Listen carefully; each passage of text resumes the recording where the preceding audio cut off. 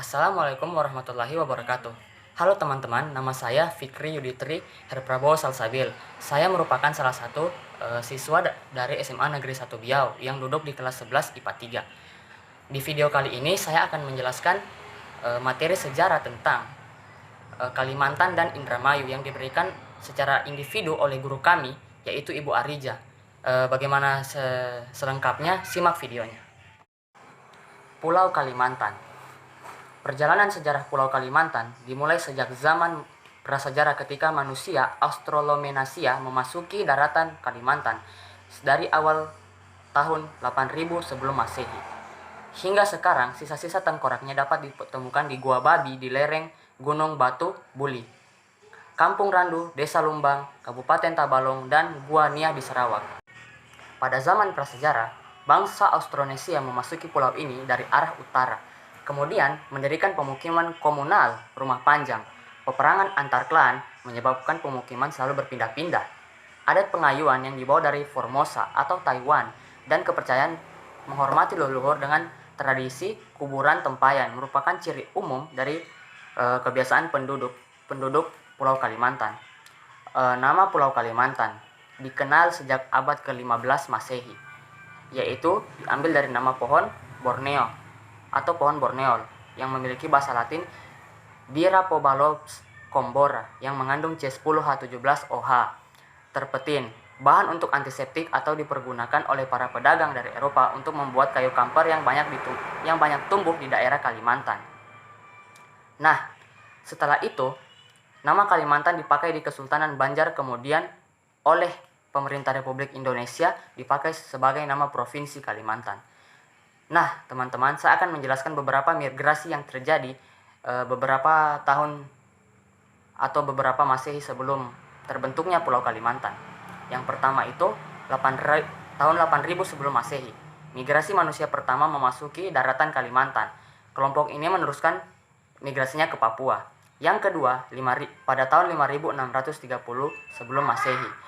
Pemukiman kuno yang berada di daerah aliran sungai Barito yang pernah ditemukan oleh Balai Arkeologi Kalimantan Selatan terletak di halaman Masjid Banua Halat berasal dari tahun 5630 sebelum Masehi.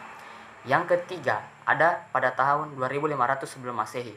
Migrasi penutur bahasa Austronesia ke Kalimantan membawa tradisi ngayau. Dan yang terakhir atau yang keempat, pada tahun 1500 sebelum Masehi, migrasi bangsa Melayu Deutero ke Pulau Kalimantan. Nah, kemudian saya akan menjelaskan bagaimana cara-cara bangsa-bangsa Hindu-Buddha masuk ke dalam Pulau Kalimantan. Nah, yang pertama itu pada tahun 1 sebelum Masehi, migrasi orang Melayu dari Semenanjung Malaya ke Kalimantan Selatan kemudian berkawin mawin dengan suku Dayak, yaitu suku pribumi, untuk membentuk proto suku Banjar. Dan yang kedua pada tahun 242 sampai 226 sebelum Masehi, Candi Agung di kota Amuntai didirikan oleh leluhur suku Banjar menjadi situs kerajaan pertama. Yang ketiga ada pada tahun 200, yaitu penduduk Nusa Kencana migrasi ke Pulau Bawean, selanjutnya ke Pulau Jawa. Yang keempat ada pada tahun 400 sebelum Masehi. Pendatang India menghindukan raja dari kerajaan Kutai sehingga terbentuklah kerajaan Hindu pertama di Nusantara, Prasasti Yupa dan Lesong Batu oleh Raja Mulawarman menandai zaman sejarah. Yang kelima ada pada tahun 525 Masehi. Suku Melayu yang sudah mendapat pengaruh India memperkenalkan sistem kerajaan kepada bangsa Austronesia di lembah Sungai Tabalong, yaitu suku Manyan dan suku Bukit, sehingga berdirinya kerajaan Tanjung Puri atau kerajaan Nan Sarunai berpusat di Tanjung. Kemudian teman-teman, hal yang kita dapat pelajari selanjutnya dari sejarah Kalimantan ini yaitu awal kedatangan agama Islam, yaitu agama yang paling mendominasi di seluruh Nusantara kita ini. Yang pertama pada tahun 745 Masehi, kedatangan Islam pertama kali di Nusantara ditandai penemuan batu nisan Sandai di Sandai, Ketapang, wilayah kerajaan Tanjung Pura bertarik 127 Hijriah atau setara dengan tahun 1745 Masehi. Nah, yang kedua itu pada tahun 830 Masehi. Sebagian proto-suku Banjar bermigrasi ke Madagaskar. Kemudian pada tahun 1076, Kerajaan Bulungan berpusat di kawasan Bulungan sampai tahun 1156. Yang kemudian pada tahun 1156, Kerajaan Bulungan berpusat di kawasan Bulungan sampai tahun 1156 saja. Nah, kemudian agama Islam ini datang dan terus berkembang pesat di daerah Kalimantan hingga tahun 1300 Masehi, yang ditandai dengan Aji Batara Agung Dewa Sakti menjadi Raja Kutai Kartanagara I sampai tahun 1325. Ia mendirikan kerajaannya di tepian batu yang kini dinamakan Kutai Lama. Yang selanjutnya kawan-kawan, ada zaman awal kedatangan bangsa Eropa. Seperti yang kita ketahui, bangsa Eropa ini merupakan bangsa penjajah yang seenak semena-menanya mengambil hak-hak milik Nusantara kita ini. Dan seperti yang kita ketahui juga bahwa bangsa Eropa ini banyak membawa perubahan pada Nusantara kita ini selama mereka menjajah. Yaitu yang pada awal kedatangan bangsa Eropa itu pada tahun 1319. Seorang pastor Italia mengunjungi Pulau Jawa dan Banjarmasin. Kemudian pada periode 1324 sampai 1327 Masehi, ia sudah berada di negeri Tiongkok yang diperintahi oleh dinasti Yuan. Nah, bangsa Eropa ini terus berdatangan dari negara mereka menuju Indonesia, yang puncaknya pada tahun 1365 Masehi. Naga Ketrenatagama digubah oleh MPU Prapangka menyebutkan negeri-negeri di Nusa Tanjung Negara yang berada di bawah perlindungan Majapahit di bawah Pati Gajah Mada, yaitu negeri-negeri Kapuas, Katingan, Sampit, Kota Lingga, Kota Waringin, Sambas, Lawai, Kadangan, dan banyak lain-lain hal sebagainya. Nah, setelah bangsa Eropa masuk ke wilayah Nusantara, terkhususnya Kalimantan, teman-teman, mereka ini mendirikan organisasi VOC, yaitu organisasi kongsi dagang. Organisasi ini terbentuk pada awal mula bangsa penjajah Belanda masuk di wilayah Nusantara. Tujuannya ini untuk mengambil alih semua kekayaan bangsa Indonesia dengan cara melakukan dagang dari luar dan dalam wilayah Nusantara, yang paling banyak menguntungkan pada mereka saja serta merugikan para pedagang dan rakyat-rakyat Indonesia. Nah, setelah beberapa tahun berdirinya VOC, VOC ini gulung tikar karena mereka itu kehabisan dana yang disebabkan oleh para pendiri-pendirinya itu melakukan korupsi, dan akibatnya mereka memiliki banyak hutang dan akhirnya gulung tikar. Nah, setelah beberapa tahun wilayah Nusantara dan Kalimantan dijajah, muncullah beberapa gerakan-gerakan untuk memberontak para penjajah ini. Kemudian seiring berjalannya waktu, di Kalimantan terdapat organisasi pergerakan kemerdekaan, yaitu yang disingkat dengan NICA dan federalisme. Nah, setelah mengambil alih Kalimantan dari tangan Jepang, NICA mendesak kaum federal Kalimantan untuk segera mendirikan negara Kalimantan, menyusul negara Indonesia bagian timur yang telah berdiri. Nah, setelah itu Kalimantan ini mau memisahkan diri dari Indonesia.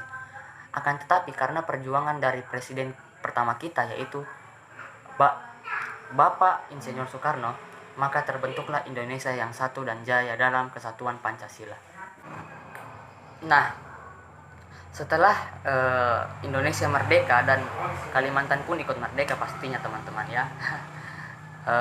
Kalimantan ini berkembang pesat menjadi sebuah daerah, kabupaten dan provinsi yang maju, merupakan salah satu provinsi yang maju di bagian Indonesia dan merupakan salah satu pulau terbesar di Indonesia. Nah, selanjutnya teman-teman, saya akan menjelaskan tentang sejarah Indramayu. Bagaimana selengkapnya, dan saksikan videonya. Selanjutnya, sejarah Indramayu. Menurut tim peneliti sejarah Kabupaten Indramayu, bahwa hari jadi Indramayu itu jatuh pada tanggal 7 Oktober tahun 1527 Masehi, yang telah disahkan pada sidang pleno DPRD Kabupaten Daerah tingkat 2 Indramayu pada tanggal 24 Juni 1977 dan ditetapkan dalam peraturan daerah Kabupaten Daerah tingkat 2 Indramayu.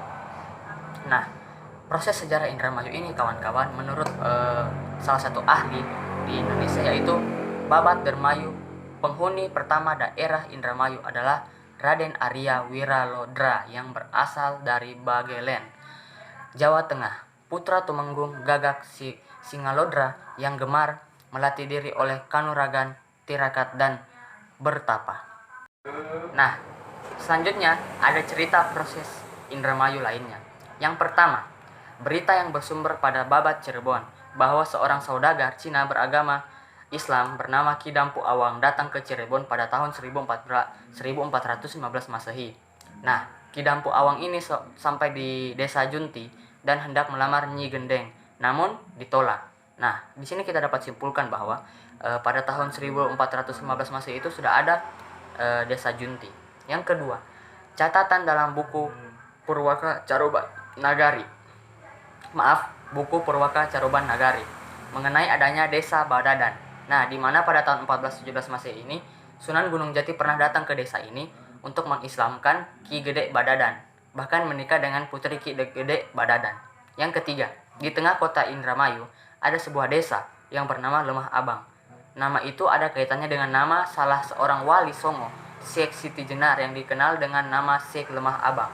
Mungkin di masa hidupnya pada tahun 1450 hingga 1406 Masehi, Syekh Lemah Abang pernah tinggal di desa tersebut, atau setidaknya dikunjungi olehnya untuk mengajarkan agama Islam.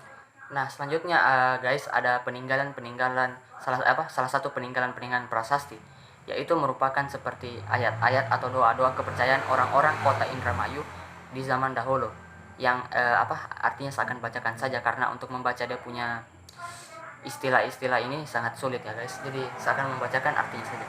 Yang artinya itu, akan tetapi Allah melimpahkan rahmatnya yang berlimpah. Dharma Ayu kembali makmur, tiada ada suatu hambatan. Tanda jika ada ular menyeberangi sungai Cimanuk, suku kejayaan mengalir deras. Lampu menyala tanpa minyak, semua hidup makmur. Bekerja sama dengan tentara, membantu penguasa. Semua hidup aman, tentram. Gemah ripah loh jinawi, seluruh negara hidup makmur.